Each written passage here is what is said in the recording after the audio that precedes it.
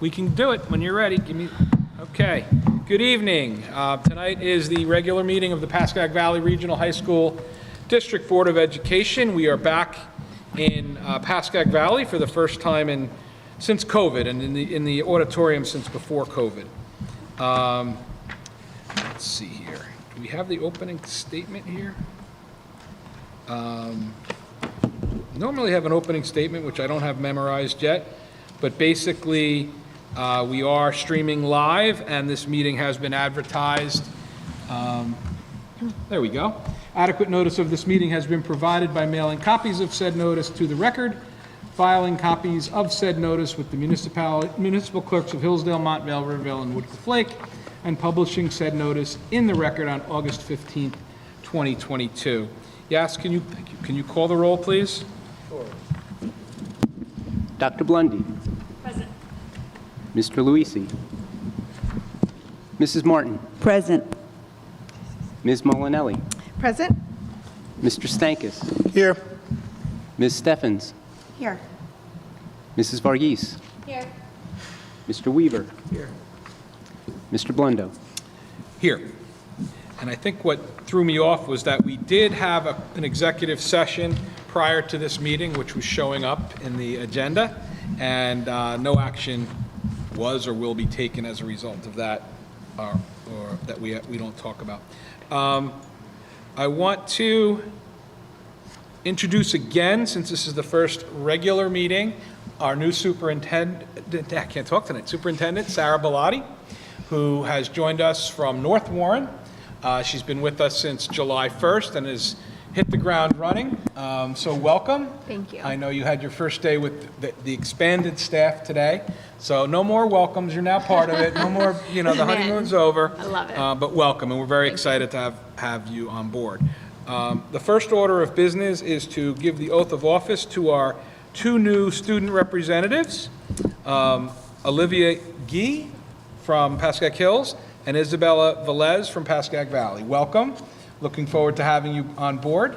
But Yas, are you going to do the honors? Yes, we can go to the podium and do the oath.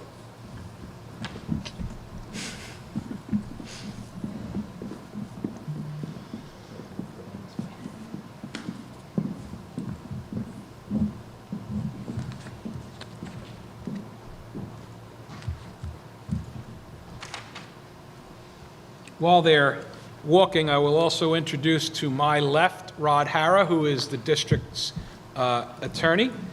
We don't have him at all the meetings. It's a pleasure to have him tonight, as we had a couple of issues in closed that we wanted to get his advice, and I'm sure he'll be advising us as the meeting goes on. Thank you. Okay, back to you, Yas.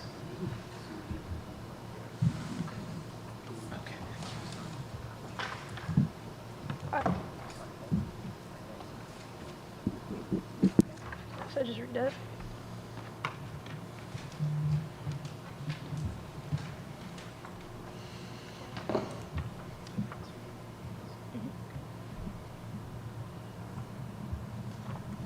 Okay, so we'll start the oath, and you just repeat after me. I, Isabella Velez, I, Isabella Velez, do solemnly affirm do solemnly affirm that I will support the Constitution of the United States that I will support the Constitution of the United States and the Constitution of the State of New Jersey, and the Constitution of the State of New Jersey, and that I will bear true faith and allegiance to the same and that I will bear true faith and allegiance to the same, and to the governments established in the United States and this state under the authority of the people. and to the governments established in the United States and this state under the authority of the people. I, Isabella Velez, I, Isabella Velez, do solemnly affirm do solemnly affirm that I will faithfully, impartially, impartially, and justly perform all the duties of student board member according to the best of my ability. all the duties of student board member according to the best of my ability. Congratulations. Thank you.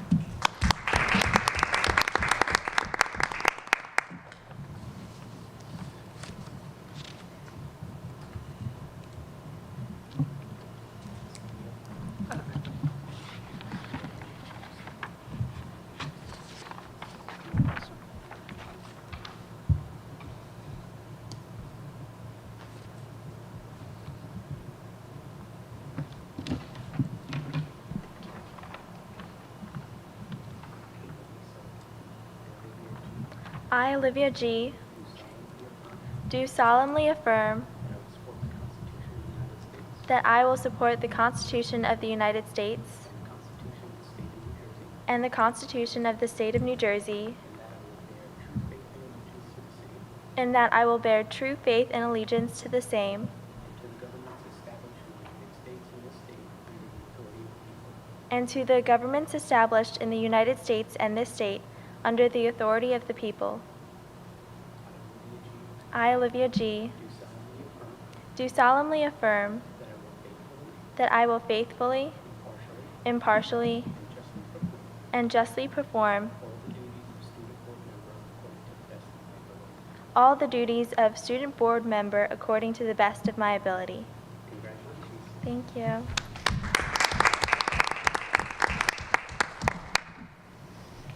Okay. While Yas and our new members are making their way up to the dais, Sarah, turn it over Sure. to you for your superintendent's report. Thank you. This one. Thank you, and thank you for the additional welcome. I'm so excited to be here. We had our first day with teachers today, and it was just so great to have that buzz and that energy back in the building.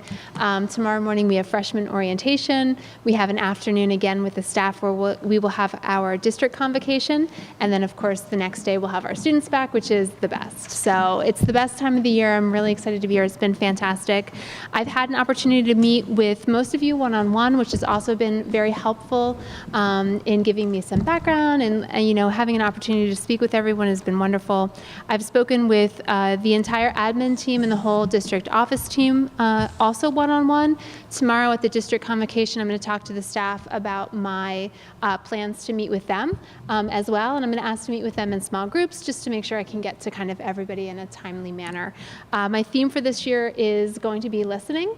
I'm excited to jump that off, and students, I'll be reaching out to you as well because I want to do a listening tour with students as well, so I'll be setting up meetings with student groups to listen to them, and it's great. It's great to hear people's perspectives. It's wonderful to hear what people are excited about. It's been fantastic to see what people are proud of, what they want to see continue, what they want to kind of see restart now that we're back to a much more normal year than what we've seen in the past. It's an exciting time to be a part of it. One of the things that we've been talking about that I wanted to just bring up again, I did speak with our senior admin team about doing a portrait of a graduate.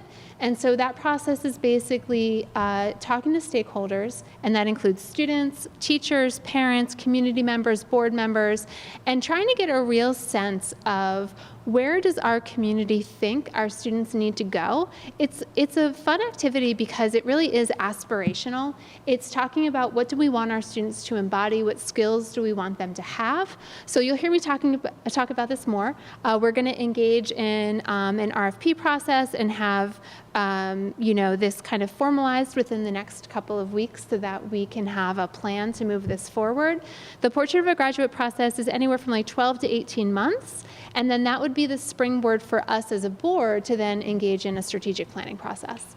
So that's kind of my long-term vision of how we can take what I'm learning from my listening and build it into actionable items. And it is a long process. It's not going to be immediate, but I think that there's a lot of value in taking time to make sure that all of the stakeholder groups are heard and that we're really synthesizing what we're learning to make it into something that we can really do and see and hear and use at Pascack Valley, which I'm very excited about. The other note that I wanted to make to the board, look out, I'm going to send an email out to try to get some input from all of you as to when we can start to hold committees. I'd really like to have a committee schedule set for the year. So just look at that and think about it, and really, truly think about what is your preference to days, times, all of that, and I'll try to work with that, and I'll work with Joe to make sure that it fits the existing committee schedule, and if we have to make changes to that, we can make changes to make sure that we have robust committees that are again meeting.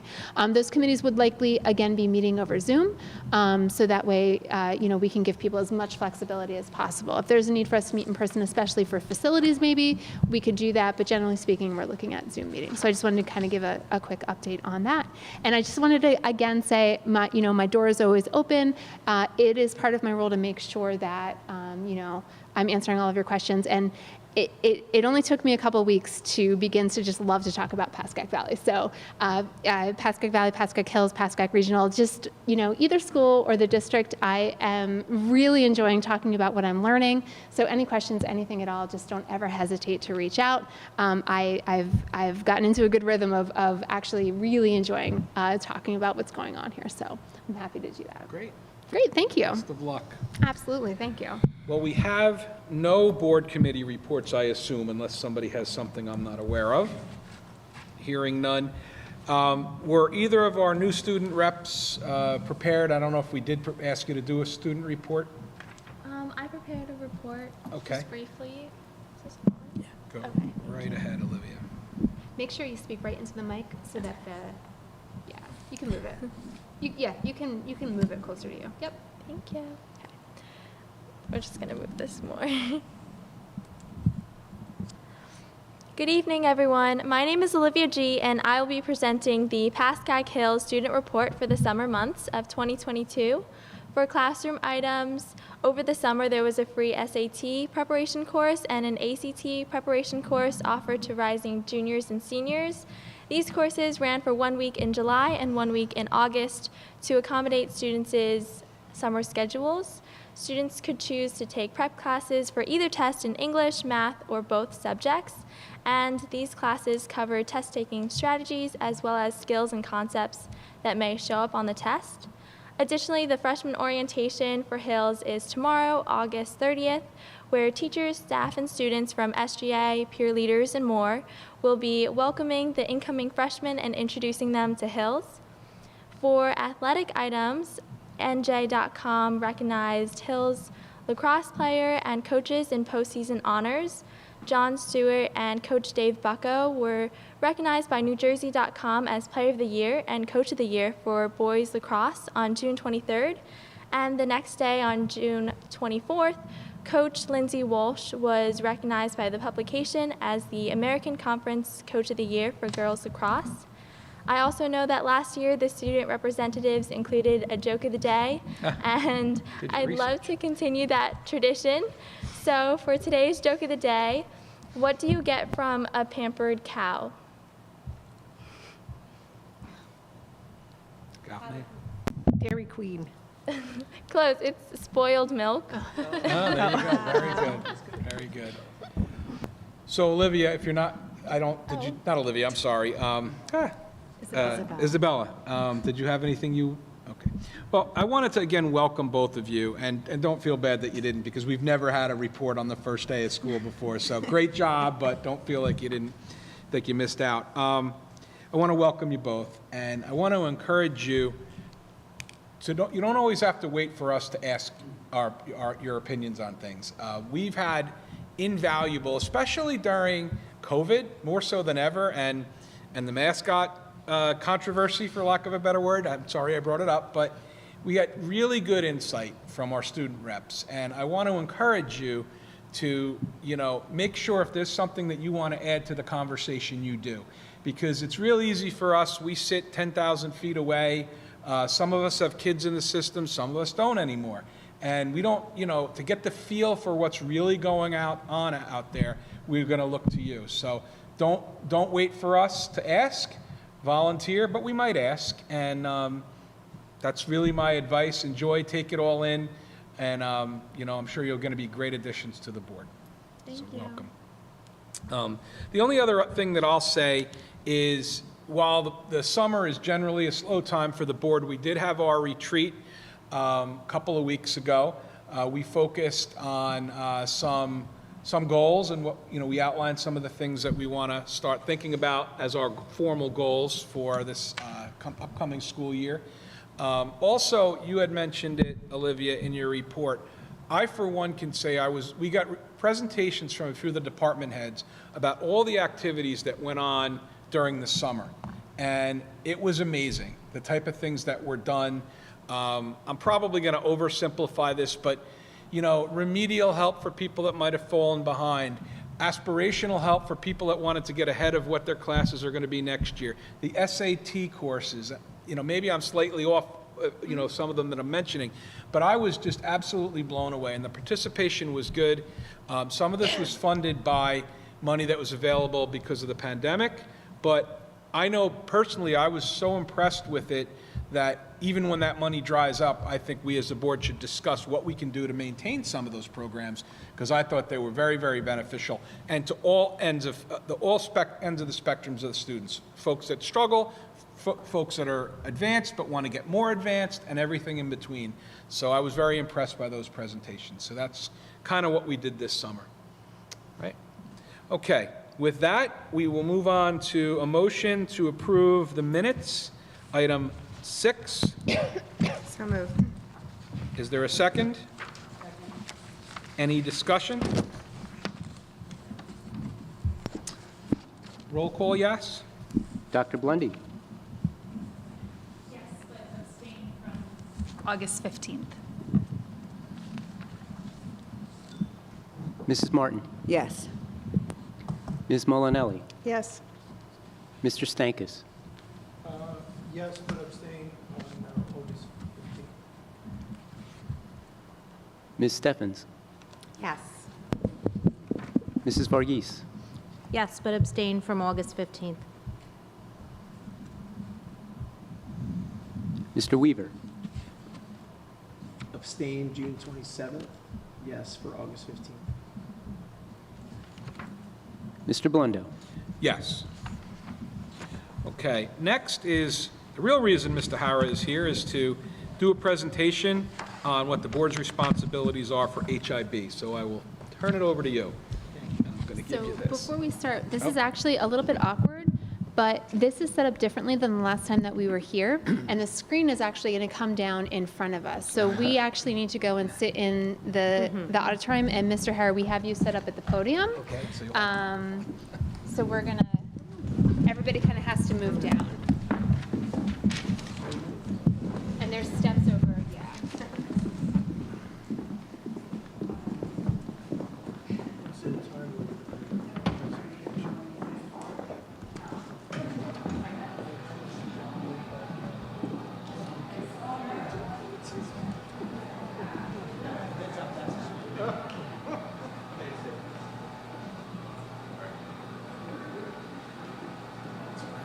I do. Like, call in and-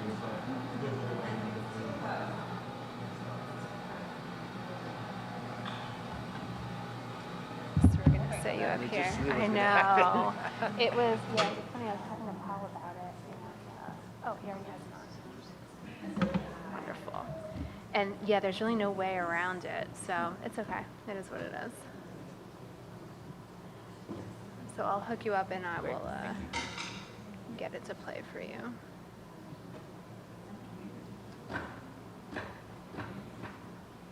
Oh, there we go. And is it a clicker or are they just move? You can actually click it, like press it, or you can use this button here. Okay, great. Thank Yep. you so much. Appreciate it.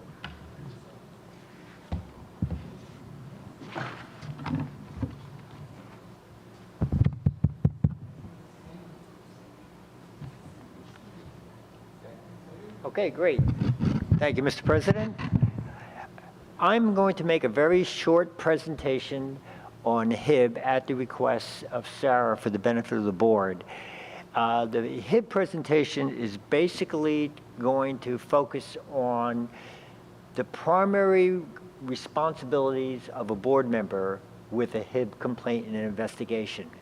But for you to understand your role number 4, you need a quick overview of 1, 2, and 3 on the agenda. In addition, there has been a recent amendment to the HIB statute which may necessitate you being aware of what revisions have been made that may impact future HIB determinations. This is a pronouncement in the HIB statute, and what's critical in this pronouncement of the HIB statute, they focus on harassment, intimidation, or bullying. I'm sorry, I It's don't know okay. why I did that.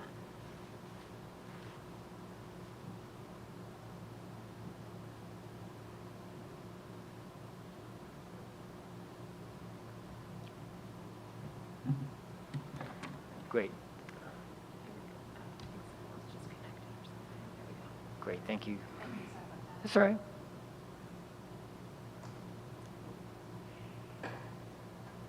In looking at this definition of HIB, one of the things the legislature focuses on is the concept of harassment, intimidation, or bullying.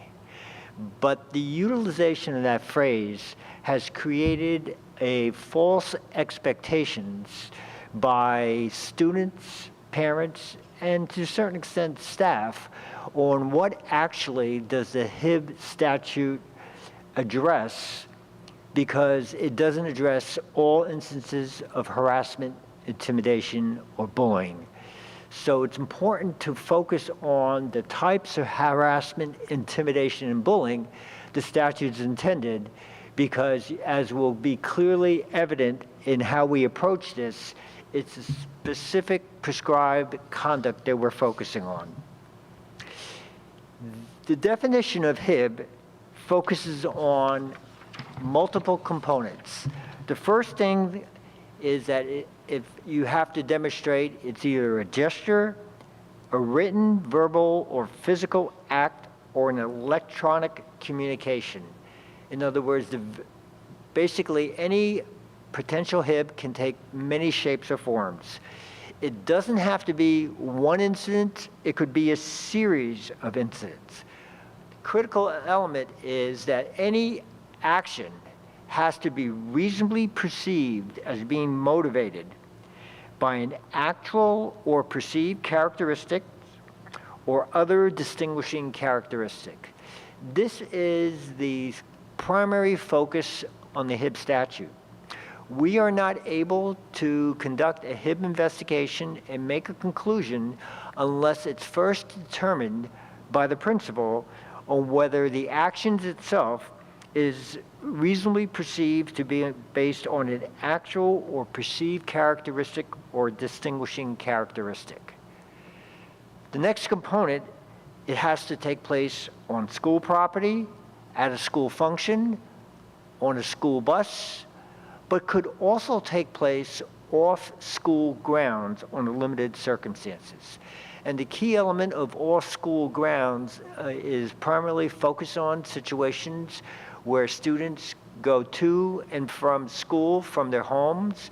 But now in this modern age of technology, this is where social media activity takes place by students, which takes place off school grounds and could conceivably trigger a HIB investigation and a violation of the HIB statute. Once these criteria are satisfied, there's still two big hurdles that have to be overcome. You have to demonstrate that the conduct substantially disrupts or interferes with the orderly operation of the schools or the rights of students. What you see here is an enhanced standard. It substantially disrupts or interferes that has to be established through a HIB investigation. In addition, there are a second requirement that can be satisfied in one of three ways. A reasonable person should know, under the circumstances, would have the effect of physically or emotionally harming a student or damaging the student's property. That's how that criteria can be satisfied. Or it places a student in reasonable fear of physical or emotional harm, or it has the effect of insulting or demeaning any student or group of students, or creates a hostile educational environment for the student by interfering with the student's education or severely or pervasively causing physical harm.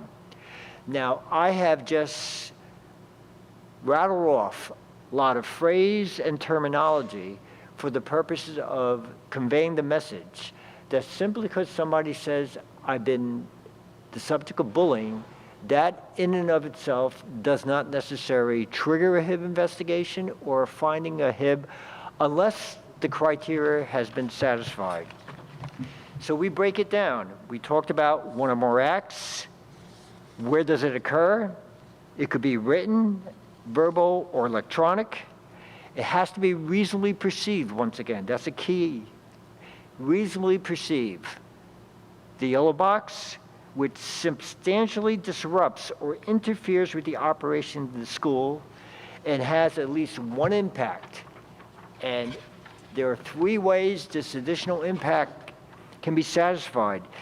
Does a reasonable person know it would physically or emotionally harm a student or place a student in reasonable fear of such? Or does it insult or demean a student or create a hostile educational environment by interfering with a student's education or severely or pervasively causing physical harm? So what we have are all of the elements.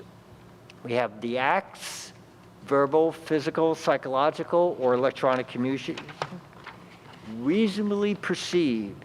The act does not have to be actually motivated by an actual or perceived characteristics. The question is it reasonably perceived by the victim? And this is established by the victim or witnesses feeling that the student was the target of the characteristics. If that belief is reasonable, that criteria is satisfied. Frequently have someone say, I didn't mean it. That is not sufficient defense. It has to be determined whether it was reasonably perceived. The screening process, is it motivated by an actual or perceived characteristics? The first column is pretty clear.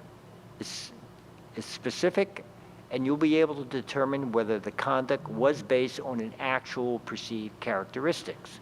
In some of the examples, you may have issues dealing with gender identity and expression, sexual orientation, but there's no specific defined category of whether you fit into that.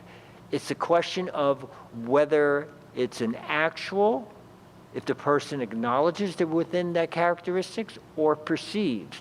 So if somebody may not be exhibiting a gender identity or expression or sexual orientation, but it's perceived by the aggressor that that person is subject to that category, it will in fact result in satisfying this criteria. The second column is more problematic. These are not fixed characteristics, but it's something that doesn't fit within the categorization of prohibited characteristics. You could have someone's hair color, body piercing, glasses, braces, intelligence, weight, physical features.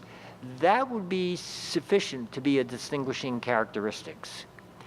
Arguments have been made that grade level, political beliefs, social standing, social economic status may constitute a distinguishing characteristics.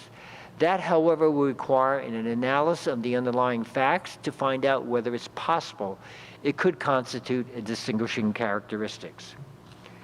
The last category is something that is very frequently articulated as a distinguished characteristic, but it hasn't been recognized, and that is the comparative strength, age, or popularity amongst students. So what does all this mean? Well, you should have a distinguishing characteristics. Once that's done, you look at the next category. Does it cause substantial disruption or interference? And that could be done in 2 ways. Does it interfere with the operations of the school or the rights of other students? And as the bullet points indicate, these can be demonstrated in many different ways. The act must be inappropriate in one of the following ways. Does a reasonable person know, under the circumstances, that the act will have the prohibited effect? Does the act have the effect of insulting or demeaning a student or a group of students or creating a hostile environment? Once again, there are 3 ways that this can be established. I alluded to you before that a HIB can take place off school property. Now, if there is an act off-school property that could be the subject matter of a HIB, there would have to be a nexus between that activity and the school to arguably fall within the category of off-school property.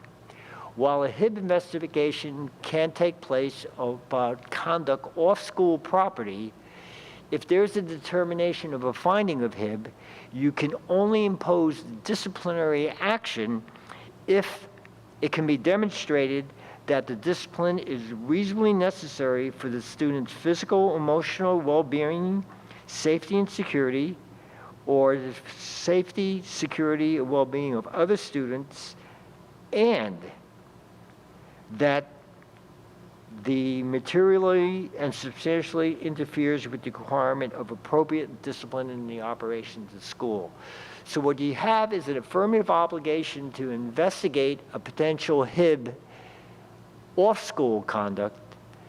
You can conceivably, if the other criteria has been satisfied, find a HIB violation, but you can only impose discipline if the last criteria about being reasonably necessary for the student's well-being, and does the conduct require a material and substantial interference about the appropriate discipline. So we're not talking about any infraction. It's got to arise to the level of those two categories before you can impose discipline on off-school conduct. So how do we figure out how this criteria is applied? That is reposed on the obligations of the administration to start off. All acts of HIB have to be reported to the school principal, verbally on the same day, and in writing within 2 school days.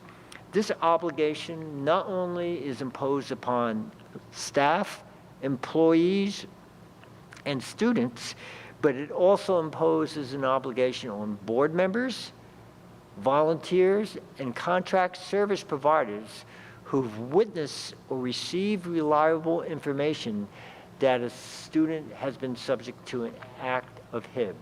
Basically, everybody in this room, including myself, has an obligation to report to the principal a HIB that they have witnessed or received reliable information that a student has been subject to HIB.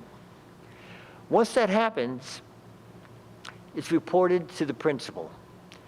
Under an amendment to the statute and administrative regulations, the State Board of Education authorized boards of education to revise their policy to permit the building principal to make a preliminary determination. Your board policy 5512 does confer that authority to the principal. And what that says is the principal or designee, in consultation with the anti-bullying specialist, can make a preliminary determination as to whether a reported incident or complaint is a report of an act of HIB if all facts reported are deemed true prior to the initiating an investigation. The second and third criteria are subjective and does require interviews of students and staff members to be involved. So effectively, the principal becomes what I call a gatekeeper. And what I mean by a gatekeeper, he reviews the facts of the HIB complaint. Assuming the facts of the HIB complaint to be true, does it give rise to a potential violation of a HIB? And that analysis predominantly involves the principal to looking at the facts to determine whether the alleged infraction is based on an actual or perceived characteristics. What you would find out is a good percentage of HIB complaints really involves allegations of what I would call traditional bullying. Bullying that take place in all schools, bullying that takes place throughout the years, bullying that has taken place prior to the enactment of HIB.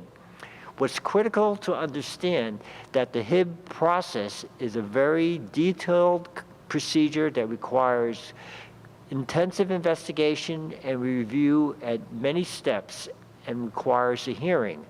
So a board can delegate the responsibility to the principal to make a determination of whether the criteria of an actual or perceived characteristic has been satisfied.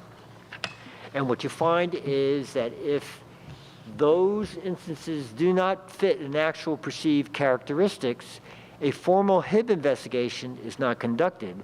However, that doesn't mean that the alleged conduct is not subject to review by the administration. To the contrary, the normal student code of conduct violations are investigated. The provisions in the student code of conduct that has penalties and procedures would be followed. But that can be done after the principal's investigation of a code of conduct, and it doesn't require initiating the HIB process. So once it's determined that a HIB investigation is appropriate, the investigation shall be initiated by the principal within 1 school day of the report. The investigation is conducted by the anti-bullying specialist in coordination with the principal, and depending on the nature and extent of the complaint and the investigation, the principal may appoint other personnel to assist in the investigation. The report has to be completed as soon as possible, but not later than 10 school days from the receipt of the report. If there's more information that's needed but hasn't been obtained during the 10-day time period, the anti-bullying specialist can prepare the report but can amend it later on when the additional information is received. The 10 school days are intended as a rule to get the process moving. In the event it's going to be impossible due to the complexity of the facts, multiple students involved, that such an investigation cannot be conducted in 10 days, I recommend the principal and the anti-bullying specialist to seek the consent of the parents of the victim and the alleged bully to extend the timeline so a comprehensive investigation can, in fact, be conducted. Once the ABS issues the report, that report is submitted to the superintendent within 2 school days of completing the investigation. At that time, the superintendent will decide what would be the appropriate course of action. The anti-bullying specialist normally in the report does have findings, conclusions, and recommendations. So the superintendent generally reviews it and decides whether to incorporate his or her findings in the conclusions of the HIB investigation. Many people view HIB investigations and complaints and finding as having the end game of imposing discipline. More often than not, the discipline that's imposed is relatively minor for a HIB violation, because the purpose of the HIB is trying to engage in remedial conduct and try to educate the students who are involved and to prevent future occurrences that take place. This is all taking place at the ground level before the matter is even brought to the attention of the board. Now, the board finds out about this after the investigation is completed, the report is given to the superintendent. At the next regularly scheduled board meeting, the superintendent shares with the board information about the investigation. Not in significant details, but indicates in general what the HIB complaint was, what the finding, whether discipline was imposed, or what remedial measures were invoked to try to address the situation. And unfortunately, this is a very curious procedure because the board is receiving this information for the first time, but is not asked to do anything except hear. Once it receives this information, it does not do anything further at that point in time. Instead, the superintendent shares within 5 school days of reporting to the board the results of the HIB investigations and informs the parents of the victim and the parents of the bully what the determination was involved, whether different discipline and services were imposed as a result of that determination. Parents are entitled to the investigation materials, provided all the other students are redacted as a result of this. Now, this creates a situation where now the parents are officially informed for the first time whether their child was found to have been a victim of a HIB or was determined to have violated the HIB. Once they receive this notice within 5 days, the parents may request a hearing before the board within 60 days of receiving the written information. If you stop and think about for the moment, having the ability to request a hearing before the board within 60 days is a very long period of time, and it is in excess of the time period when the Board of Education has to make a determination. Because once you had the informal review at a board meeting where you heard and then the parents are notified of the HIB determination, at the next regularly scheduled meeting of the board will then make a determination for the very first time based on the information has been shared by the superintendent with the board, whether to accept, reject, or modify the superintendent's decision. It's not until this time that you have the ability to weigh in and make a decision as to whether you agree, disagree with the superintendent's decision. But you see an anomaly here.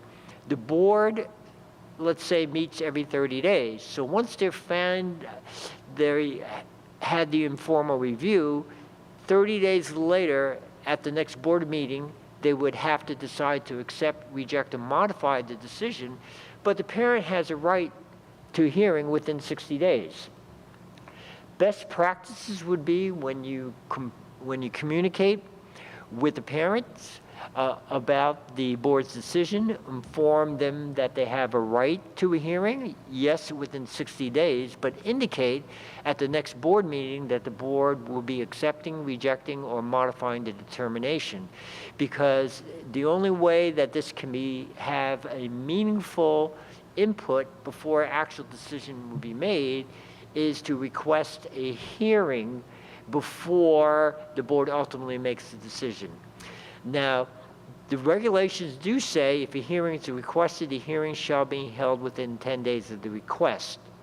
What generally is done is to coordinate when the next board meeting is, if there is a request for a hearing, and try to get an agreement with the parent that the next board meeting will be the hearing date, as opposed to conducting a special meeting within 10 days of the request.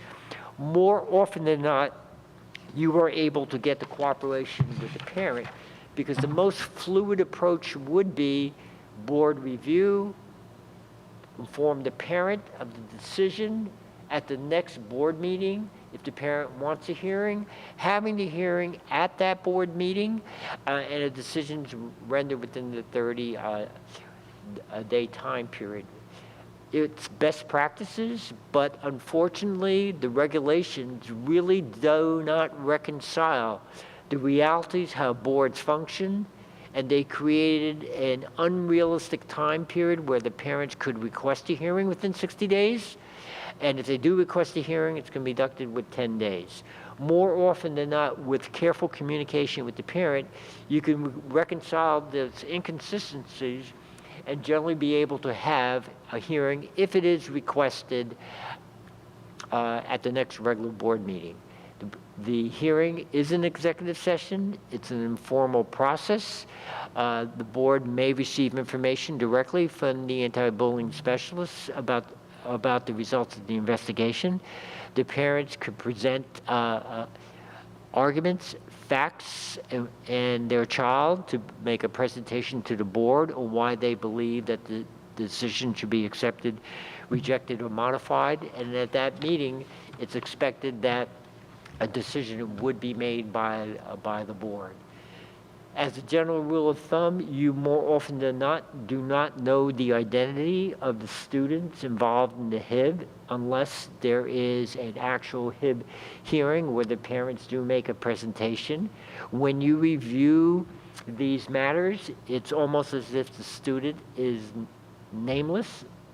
The identity of the student should not be a dispositive factor. It's the students, the facts, and an analysis of that criteria. Now, a board decision is deemed final. However, the parents can file an appeal before the Commissioner of Education within 90 days. And if the HIB complaint involves any child who falls under the protected class, and that was an early slide of the actual characteristics that normally come under the New Jersey law against discrimination, race, color, religion, creed, gender, sexual orientation will be some of the examples, they can file a complaint with the Division of Civil Rights. What the key to understanding what is going on simultaneously is effective communications with the parents. Right after the HIB complaint is filed, the principal would informally discuss with the parents that there is a HIB investigation. If obviously the child is the victim of the complaint, they would know that there was investigation. But the person who's being accused will be made aware of the situation. It requires a careful discussion without revealing the underlying facts, because what's critical of the process is that the parent know that an investigation takes place. However, it doesn't mean that they can be involved in the actual investigation. When the investigation is taken place by the anti-bullying specialist, it's between the anti-bullying specialist and the students. Parents do not have a right to be present during such investigation. They don't have a right to have an attorney present during that investigation. Is to obtain the facts objectively from the students. The only exception would be if the HIB complaints against a staff member, then the staff member does have a right to have a union representative present, because it may give rise to disciplinary action.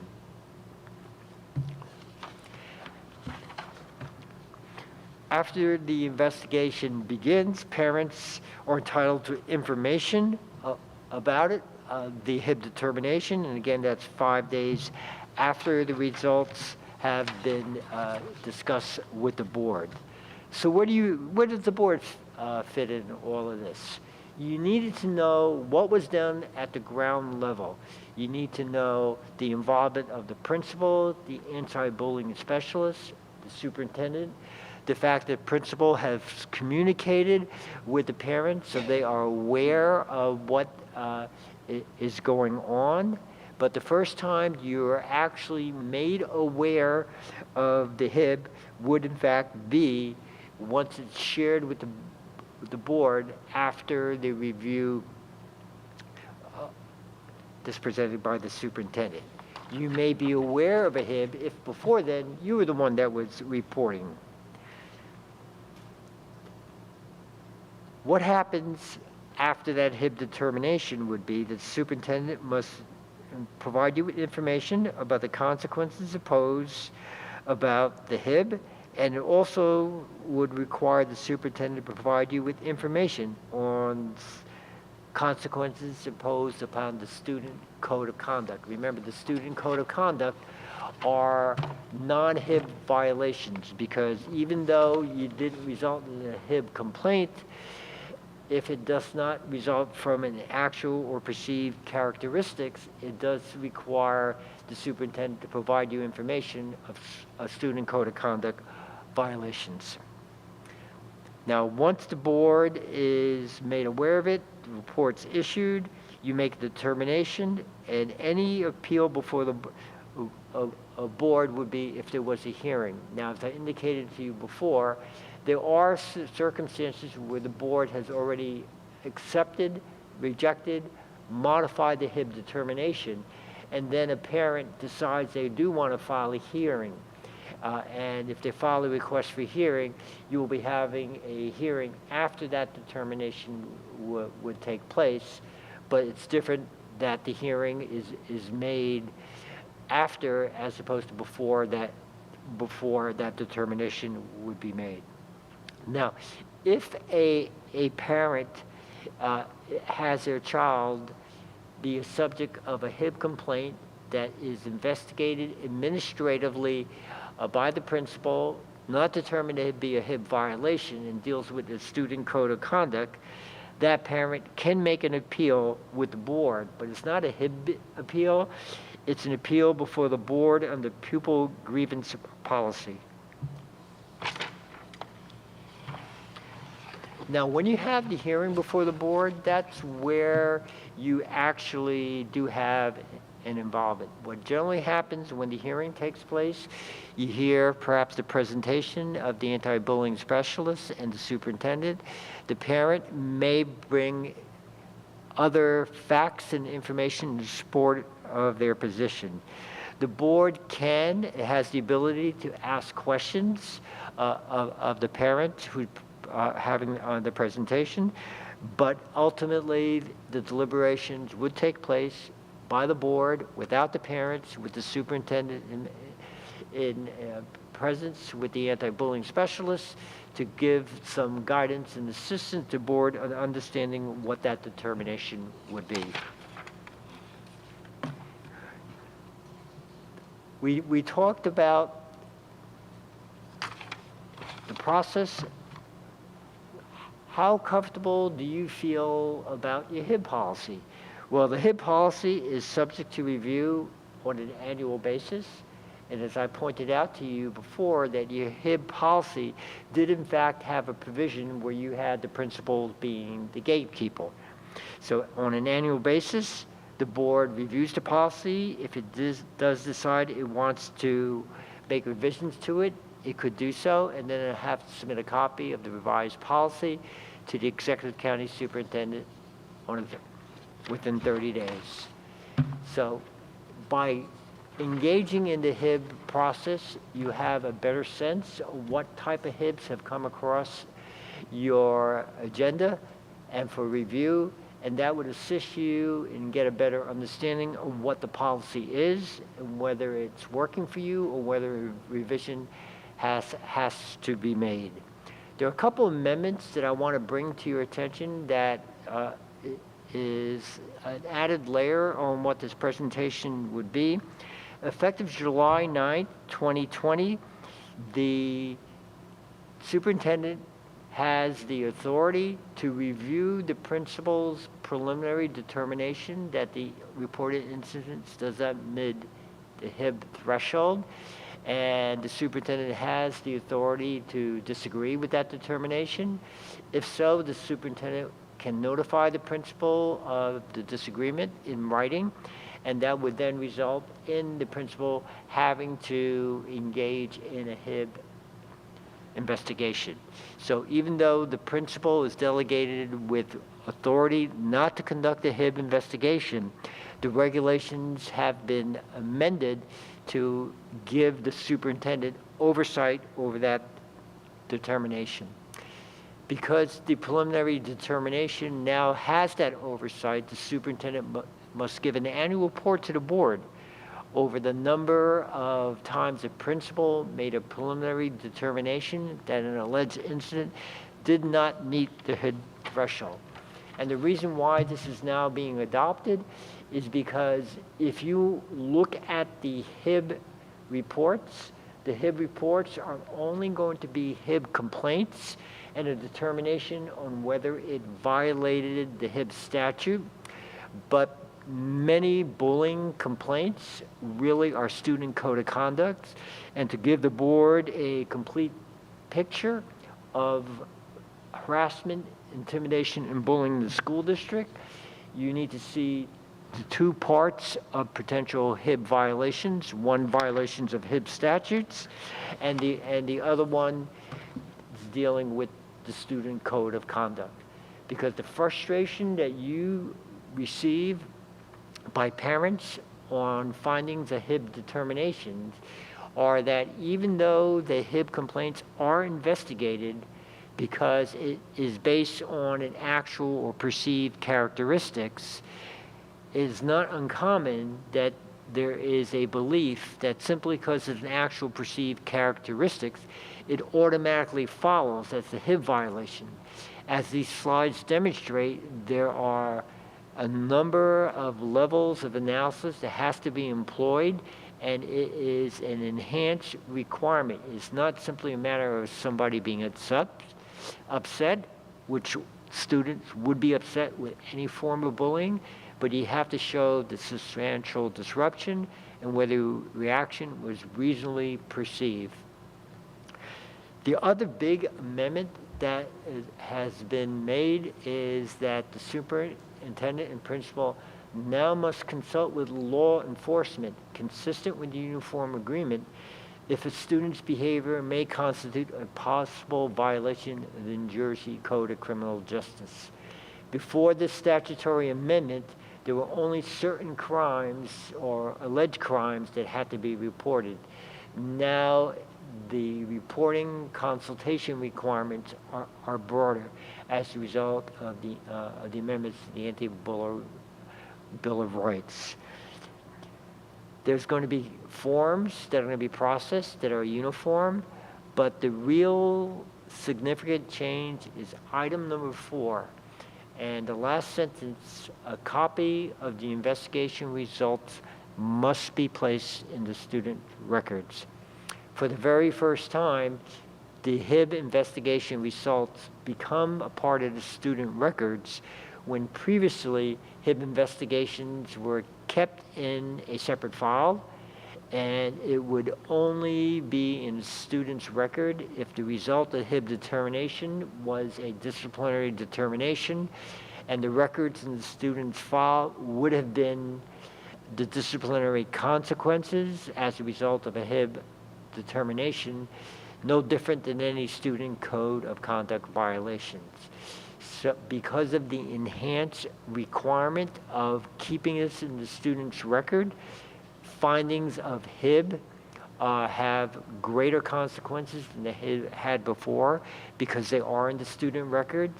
So it's important that when HIB investigations are conducted, that the analysis is very thorough and in-depth to make sure that such a violation in fact satisfies the stringent criteria of a HIB violations, because it will, if found, become a part of the student's records.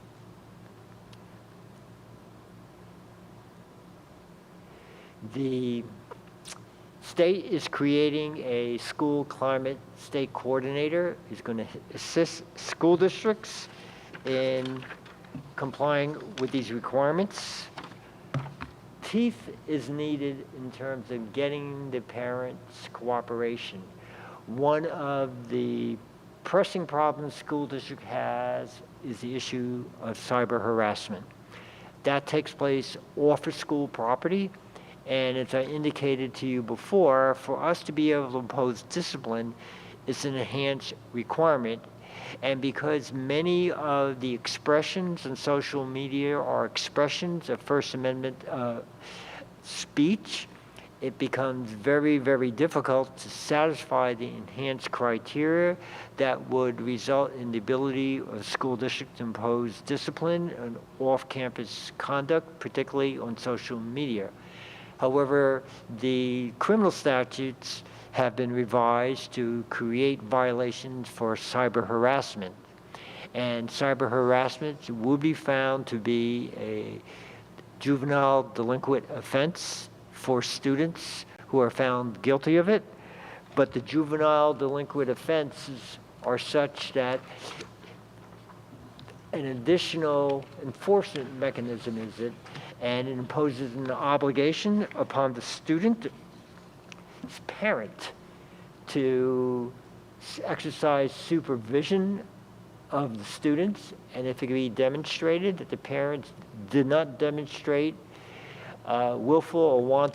demonstrate willful or wanton disregard of the exercise of criminal supervision and control over a minor, the parent could be subject to a violation of the criminal law, and they could have a fine imposed as a result of it.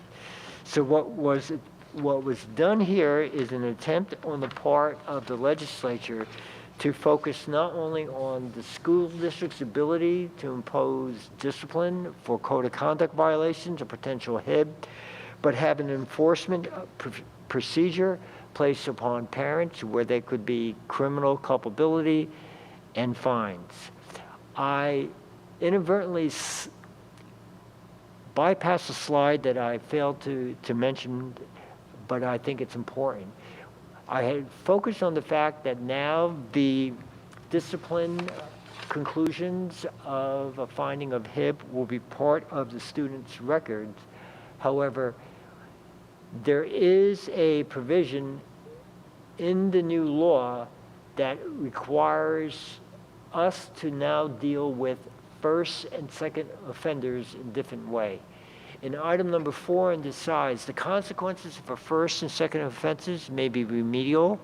It could involve discipline, but for the third and subsequent offenses, the principal has developed an individualized intervention plan, which must be approved by the superintendent, and it also could include remedial, progressive discipline, or both. And part of the plan to addressing it would be requiring parents to complete a class or training programs to help reduce the HIB behavior. So before you had a situation where HIBs were being viewed in isolation and not necessarily whether someone is a frequent offender of HIB. Now the statute does require you to treat them as repeat offenders, and for the third and subsequent offensive, an individual intervention plan must be developed. So more meat on the bones on how to deal with HIB violations have been enacted by the statutes, but your role in reviewing the HIB and whether to accept, reject, or modify is made with the understanding of what the administration has done and can do to deal with the HIBs. There is an enhanced criteria for HIB violation, and ultimately, once it's reviewed to you, it's important for you to focus on the statutory definition of a HIB, break away from the belief that any incidents of harassment and defamation of bullying should come under the parameters of your HIB investigation, and that a HIB violation is not solely based on whether someone's conduct is based on an actual or perceived characteristics. Listening to someone talk for 15, 20 minutes on this gives you an oversight and understanding. My suggestion would be to ask the superintendent to provide you with a copy of its PowerPoint that perhaps you can make accessible on your laptop or make a hard copy for you to have as a ready resource whenever you have the obligation at a board meeting to accept, reject, or modify a HIB determination. And hopefully this presentation and the PowerPoint will give you a better understanding of the criteria.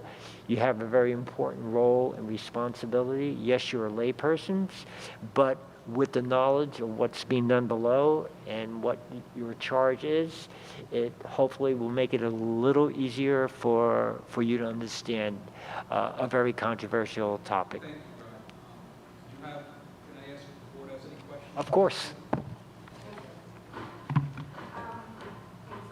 You're welcome. First, initial investigation. This is actually something I was going to ask you about, so I'm really glad you brought this up, because I did hear that this was modified in terms of the student's record.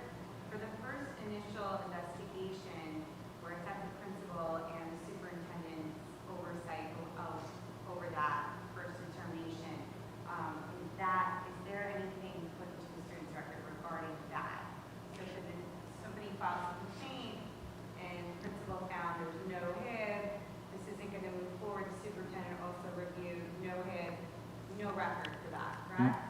There's no record in the student's record, Right. but there are HIB records to determine what the district did or did not do with complaints. But as far as the affected students, if the student is exonerated, it's nowhere in his or her files. Okay. And then this second piece over here, copy of the results. So this isn't going to be going into, the student's record is not going to have the full investigative report in there. It's just going to have, there was this HIB, we did the investigation, here are the results. The entire investigation, which would be the interviews and the like, would not be it, but a summary conclusion of what was done as a result of HIB and the finding. Okay, thank you. You're welcome. So the superintendent agrees with the principal, they come to us, or they don't, when they say there's not HIB, they present it to us. You had said that it's for board reviews, then later on you said it, in step 2, based on the board's decision. So are we just sitting back and listening, we are not voting that we agree with it, or that first presentation, because 99% of them, the parents aren't appealing the findings. So when we hear the first case, The first time, the superintendent comes and presents it to us in executive session, are we just listening or are we approving? no, you're just listening. So we're not voting? No. So we have, but you are voting the second time. if they appeal it, No. No. So, first time you hear about it is an executive session, you're just listening. The next board meeting, there will be a motion to approve. So- That hasn't changed. So we are still voting on it? Correct. Unless The you're second asking time. specifically for the one where the principal says we're not going to investigate this as an HIV.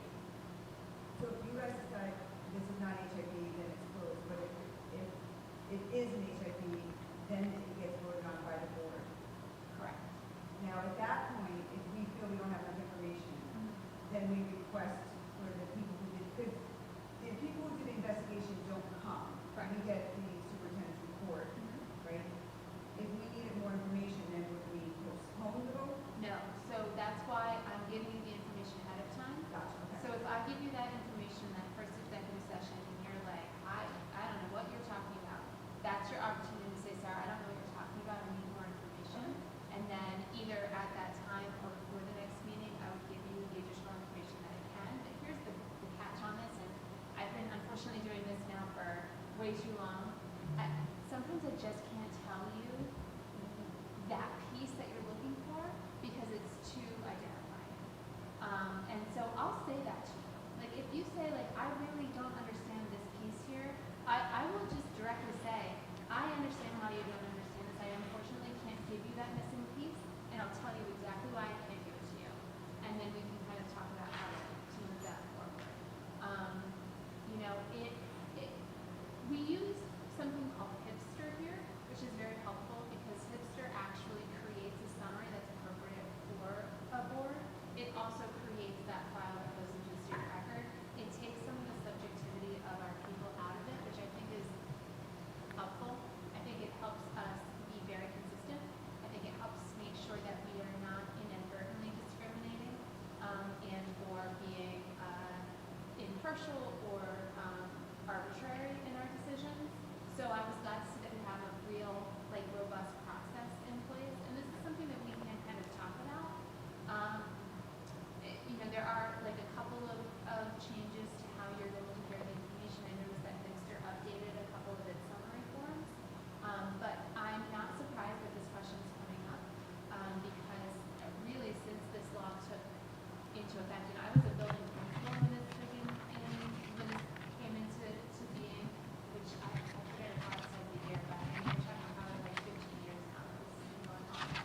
I've never not encountered that, where there's always going to be a time where either I'm explaining to the board or not, where sometimes it feels uncertain because there's pieces that we just can't share because they're too identified. but this board has had examples, and I'm Yeah. not going to get into it where it's nothing about identification. It's about not feeling, anybody can correct me if I'm wrong, not feeling we had enough information to just say we agree with the recommendations. Okay, So when that happens, tell me in that meeting. but then what happens? So it depends. So in my experience, I will typically read the Hipster summary. I will make sure that I know, pretty robustly what's going on. You ask me in that meeting, and I'm like, I actually can't tell you that. I'll just say, listen, this is why I feel But it's like not I about that, should sorry, not to right? cut you off. I No, no, I know. don't want to go down that route. If you get into that question, and It's I'm like, about the wow, actual event. right. If I'm like, It's huh, about the event. I don't know, I didn't think of that, then I will get that information, either email it out to you, or we'll talk about it in an executive session before the vote.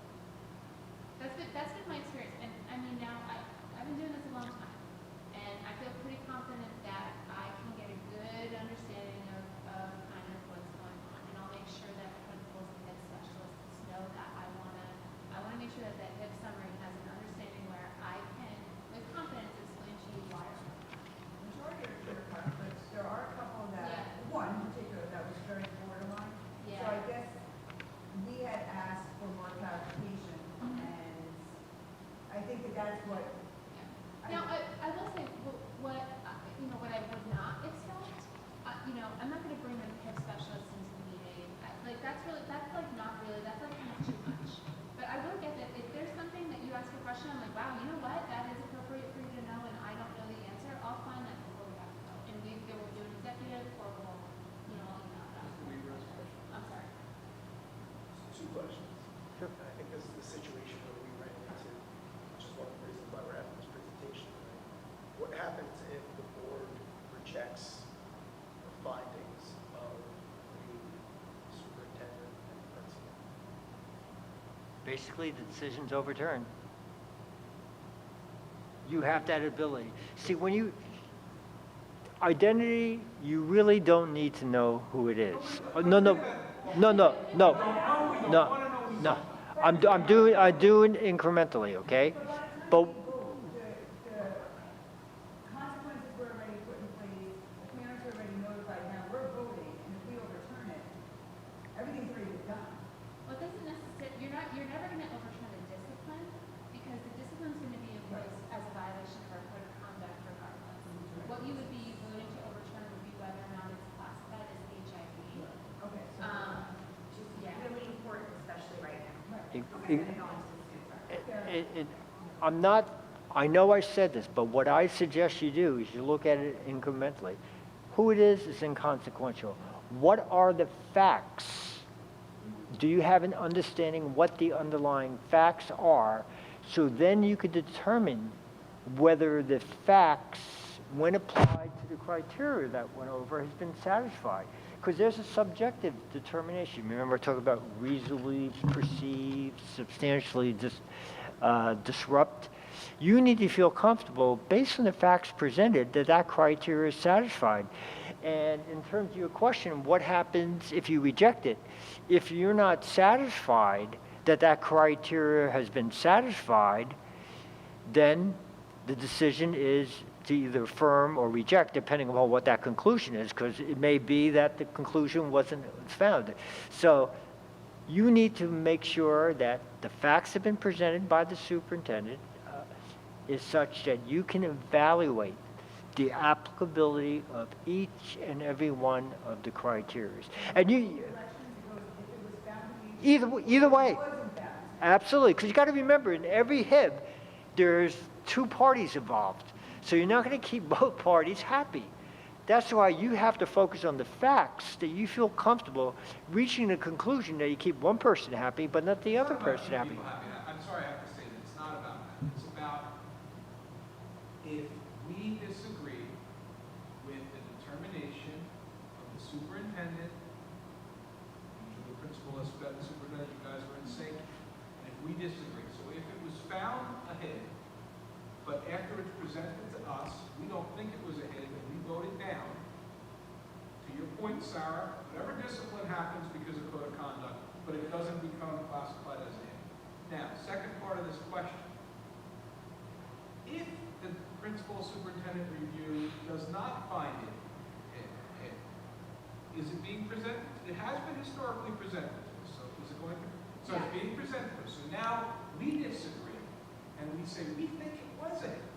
So we reject their recommendation. Hold on, wait, I'm just gonna pause for 1 second, because the language is slightly different. So what would be presented to you is that the principal did not start an investigation. There's no determination as to whether. But that's not going to come to you. Okay, if we're talking about the principal being the gatekeeper and determines that the criteria hasn't been satisfied, it doesn't get back to you, it's done as a student code of conduct. Now, if the principal conducts an investigation because he can't conclude that if the facts are true, it does not constitute a violation. He makes an investigation, the anti-bullying specialist is presented, and it could be a finding of HIB or not HIB. But I say there's two sides that are affected by it. Either way, that decision is going to come ultimately before you, and you have to decide whether you agree or disagree, even if it's a finding of no HIB and you believe that there should have been HIB. It cuts both ways. And the one thing that will be referred to though, and correct me if I'm wrong, because I might be misremembering this, but I think that I read that HipCert is updating where they'll get a number. So for example, report out, we had two HIB reports that we did not investigate. But there's no other details that go along with that because there's no other action that's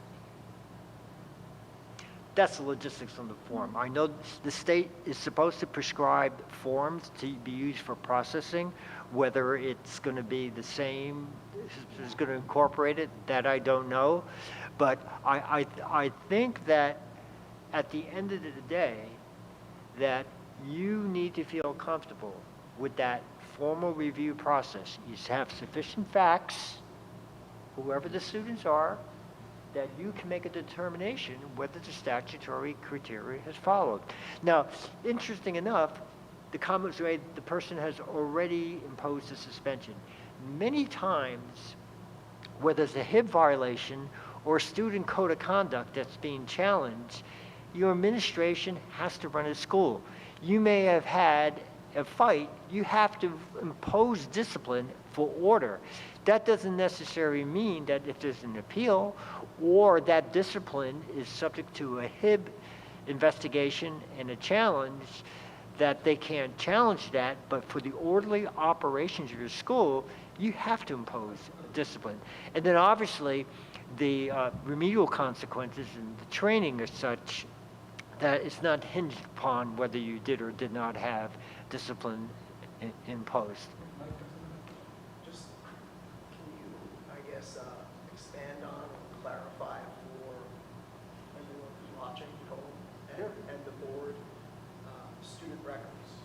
So, when people hear what goes on my child's student record, what does that mean? Where does that information go? Who sees that information? Could you just kind of expand on that piece? Sure. Well, a student record means anything in writing that pertains to the students that's maintained on file. Each student's records for a gen ed student is normally in the principal's office or the guidance office. So when they say a copy of the investigation results would be placed in the student's record, that would be, let's just say, is the conclusions of the HIB report that's in there that found a violation of HIB. No one has the right of access to that student records unless they are permitted under this code, which would be authorized personnel, a court, or parents or students. So simply because it's there, someone can't, who doesn't have educational responsibility, look at a student's record simply because they want to find out whether this student. You said court order, parent consent, or members of the administration that have authority. Yes. The reason why I asked that question is we're dealing with high school students who are applying to colleges, and just to be clear, that information does not follow students in their application process. I just want to make sure that everybody understands that, because when they hear student records, they're not always sure or understand, well, does that follow my child? Will anyone see that information? Is that part of their move up to college? And I want to be clear that it's Student records are what you need to maintain to help provide an education for the students. The students' records aren't transformed to any post-high school. They don't have a right of they meeting any post-secondary schools. To Mike's point, that's too much for the public that might be listening to know. That does not follow their. And if they transfer to another school, it also doesn't follow, correct? It stays within our school. Mandated records would follow, disciplinary records would follow. So if someone was disciplined for 2 days, let's say, for a HIB violation, that would follow, because that's a disciplinary record. The underlying report would not follow. Okay, I think we have a lot of business last questions that are burning. I think we move back up to the dais. Any objections? Thank you.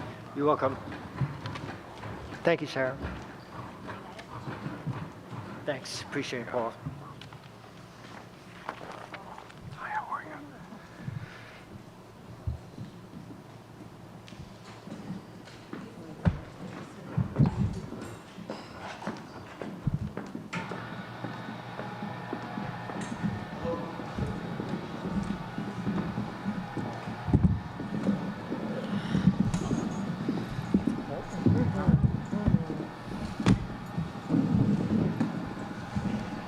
Okay, as soon as we're all seated.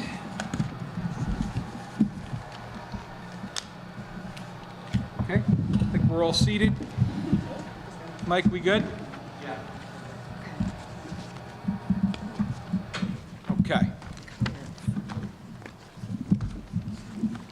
All right, so we are now going to open to the public. Citizens are invited to make comments regarding agenda items and are limited to 3 minutes per policy 0167. If you wish to speak, please, upon being recognized, sign in, state your name and town of residence, and which item on the agenda you are referencing. We are open to the public. Seeing no hands, I'm going to close to the public. We have item 9, policy, 3 consent agenda items. Is there a motion? So moved. Second. Any discussion? Roll call? Dr. Blundy, Yes.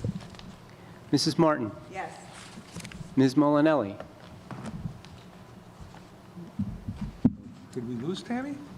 Oh. Need a bathroom break? Oh, okay. Mr. Stankus, Yes. Ms. Steffens, Yes. Mrs. Varghese, Yes. Mr. Weaver, Yes. Mr. Blundo. Yes. Item 10, education. Second? It's going So to let Tam. moved. Is there a I don't motion? even Is a know where we motion? are. Is there a second? You made the motion? Did someone second? Second. I'm sorry, I was going to give Tammy a chance to walk up the stairs. Any discussion on education agenda items 1 through 8? Sorry, Tammy, I didn't miss you. I didn't see you weren't here. I'll remember that, Joe. Oh, I missed you. But we are on education items 1 through 8. It's been moved and seconded. Is there any discussion? Roll call, please. Dr. Blundy, Yes. Excuse me. Mrs. Martin, Yes. Ms. Molinelli, Yes. Mr. Stankus, Yes. Ms. Steffens, Mrs. Varghese, Yes. Mr. Weaver, Yes. Mr. Blundo. Yes. Under Human Resources, number 11, we have 29 agenda items. Is there a motion? So moved. Is there a second? Any discussion? I just want to make a comment on how, and I know we talked about this in our previous meeting, but how impressed I am on how those ESSER grants were used this year. I agree. Any other discussion? Just another comment, I know it was in the Friday update, specific to hiring for staff, and I think there's no openings as we start the year, and I think given the climate with education right now, and I think that's a tribute to the administration in working to fill and find the best candidates, so congratulations to the administration on that. Thank you for pointing that out, Mike, because that's absolutely correct. In every walk of life, it is very hard to hire qualified people right now. You're absolutely correct. Item 12, we have to vote, so let's vote. Roll call on 11. Dr. Blundy, Yes, I just have to abstain from one. I know a person very well. This person's great, but I have to abstain. Mrs. Martin, Yes. Ms. Molinelli, Yes. Mr. Stankus, Yes. Ms. Steffens, Yes. Mrs. Varghese, Yes. Mr. Weaver, Yes. Mr. Blundo. Yes. Item 12, under finance, we have 51 consent agenda items. So moved. Second. Is there discussion? I would like to ask the superintendent or Yas to talk about number 38 and explain what this is and why, what we're being asked to do and why. Resolution? Okay. So this was something that was sponsored by New Jersey School Boards Association. It was also endorsed by the New Jersey Association of School Business Officials, which is what my state association. It's basically to say that they don't believe that the increase is fair. It wouldn't be fair to the taxpayers, nor would it be fair to the school districts. It would put a burden on them. So it's basically asking and saying, indicating that the belief is that we believe as a school board that this is not fair to be increasing the school employees' health benefits plan. So that is a state-run plan. They ask that it be sent to some of our legislature, the governor, and also send it back to school boards and also to the School Business Officials State Association. Any other commentary? Yeah, I'm just not sure that I'm comfortable getting involved in a resolution from the board's perspective.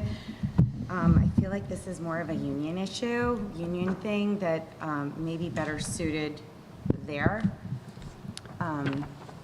Because, I mean, we're going against the state health benefits program. I just don't feel like the board should be involved. Any other discussion? Yeah, I mean, coming from a healthcare provider, I experience this on both ends, and I do think it's important, especially since this is a large ticket item on the budget, to not only look at these things, but it's not just about a premium. It's about all the cuts that are made to physicians, in-network, out-of-network. There's constantly being cuts made, cuts.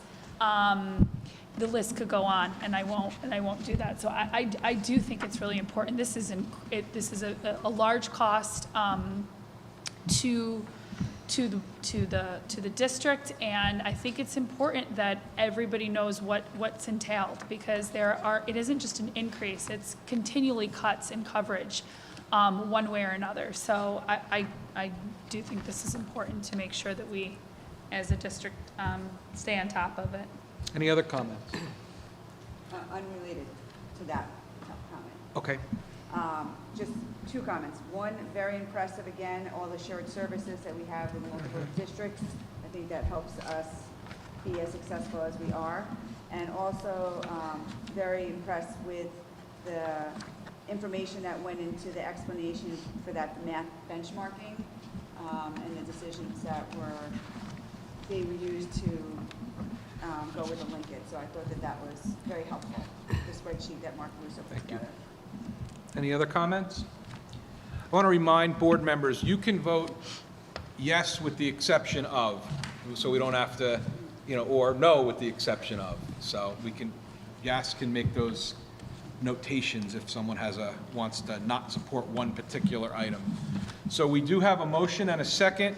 No further discussion. We'll take a roll call. Dr. Blundy, Yes. Mrs. Martin, Yes. Ms. Molinelli, Yes. Mr. Stankus, Yes. Ms. Steffens, Yes, except for 38. Mrs. Varghese, Yes. Mr. Weaver, Yes. Mr. Blundo. Yes. Okay, we are up to item 13. Does anyone have any old business? Hearing none. Item 14, anybody have any new business? So I have one item. I must be getting old because after the executive session, I went to the cafeteria to try to get a drink. And like, when I was young, you could go to the vending machine and get a drink for like 50 cents, 75 cents. I only had $1.50, and the drinks were $2.50. So we're gonna try and like help you out and maybe like get the drinks a little cheaper. Like, I don't, maybe we could look into those vending machine prices and who sets those. It was impressive though, the Pomptain, whatever it's called, their rates I feel like are pretty fair with the lunch program. food service? anyway. Yeah.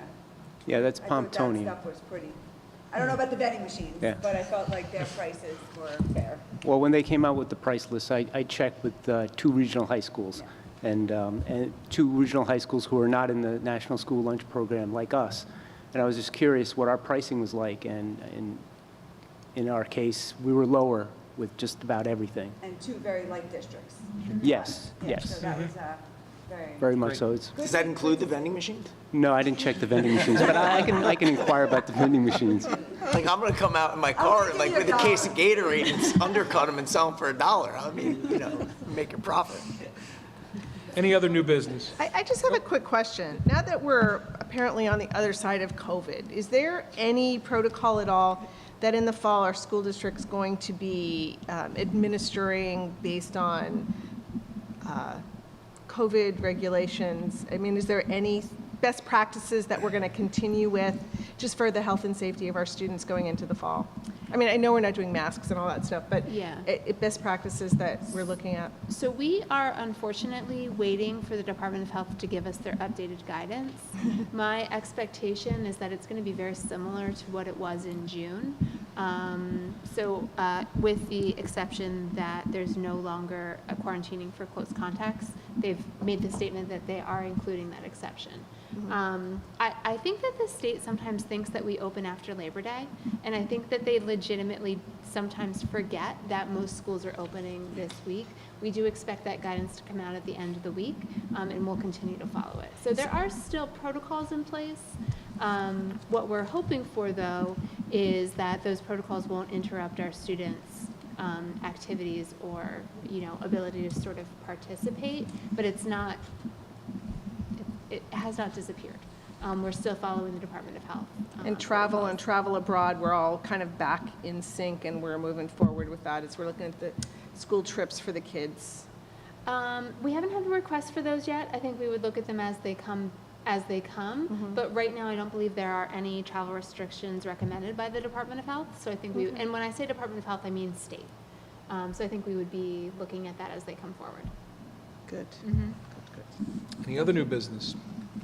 Yeah, I actually wanted to follow up with, I know Mike brought this up with the locker room, so I just wanted to get more of a status, maybe Yas, regarding the girls' locker rooms at the Hills. Yeah, Robert met with the architect, came out with a report. He asked them to beef it up a little bit, to come up with some other things. So that's what they're in the process of doing. But the architect did come up with some options and have budgetary numbers. But Robert saw it and requested, had a meeting with them and requested that they kind of beef up that. Be more thorough. Yes, Yeah. correct. We want to give you more details. Okay. So that should be forthcoming. I also wanted to congratulate our superintendent for serving as a Berrien County rep to the Legislative Committee. Thank So you. Thank you for doing that. That's Thank you. incredible. Thank you. Thank you. Thank you. I appreciate that. I'm very excited to be able to continue that role here. It's going to be, I think, a good opportunity for our district. Thank you. Great. Any other new business? Okay, we have one more open to the public. Same rules apply, although this time you can talk about any item. Is there any people, any public, seeing no hands and one head shaking no? Our member of public. We will close to the public. We are going to, in a moment, entertain a motion for executive session. We will not be taking action at the end of that executive session, so you will not be missing anything. I would entertain a motion to go back into executive session. So moved. Second? Second. Any dissents? Okay, we're going to go back to the media center.